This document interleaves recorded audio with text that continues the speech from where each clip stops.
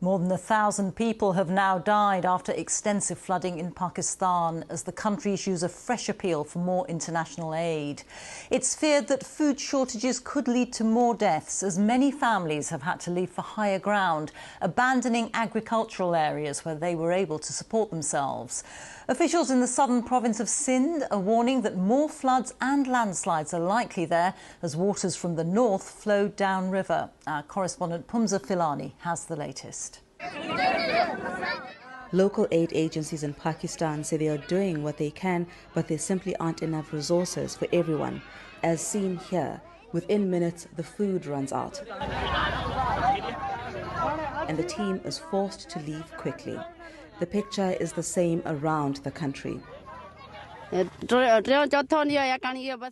left our homes in a hurry and couldn't gather all our supplies to cook. Some days we are able to eat, other days we have nothing. There's heavy flooding across Sindh province, where thousands of mud homes have sunk underwater. Roads have been flushed away. We have more than 3,000 kilometers of roads that have been washed away. Bridges, 160 plus bridges have been destroyed as well. So it is really very, very bad situation here. Remote communities have been left isolated, making it difficult for aid workers to reach them. This is not a river. These are flooded waters that have come in from weeks and weeks of rains.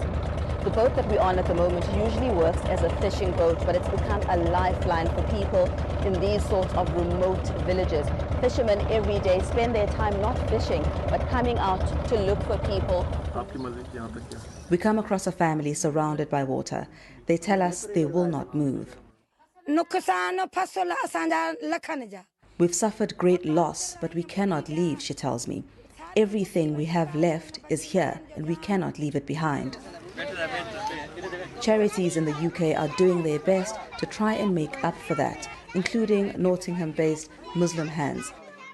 Our teams are across the area, but we are being overwhelmed. I wouldn't want to pretend. And like many people have been reporting, when we've gone out to distribute their aid, like the cooked food, emergency food packs, tents, people are saying you're the first people we've seen come. And that just gives you a flavour of the scale of the disaster that many aid agencies are operating, but it's overwhelming. Rivers are continuing to overflow with flash floods in some parts of the country. Officials say it's becoming clear the worst is not over. Pumza Filani, BBC News.